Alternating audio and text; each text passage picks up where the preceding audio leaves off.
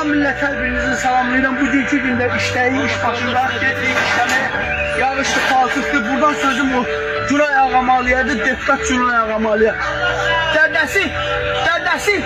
Dədəsi Fəzail Ağamalı 5000 manat pul ala. Gilasdan doymadı, cavan getdi rəhmətə. Özü də 15.000 manat alır. Xalq milləti araya qoyur, deyir ki, uşaq pulu verilsin, təməlli yarana. Hələ bir Şahin Ağayevdə deyir ki, siz əkib becərirsiniz, biz baxmalıyıq. Buna bax, az buna bax, ay bala, ay Günay Ağamalı. Bax, paltar tapıram gelməyə, deputatlara deyilən Tuzi Mayka yollasınlar mənə. Mən bir aydır, may ayından balamın canından doğsun, balası olsun bir dənə gilas alanın balasına.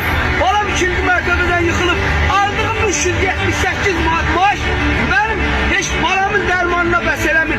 68 manat bir vermişəm dərmana, 157 manat bir vermişəm, hər gün bəlkə 120 manat dərmana pul verirəm. O da belə zülüm zillət çəkirəm, bax.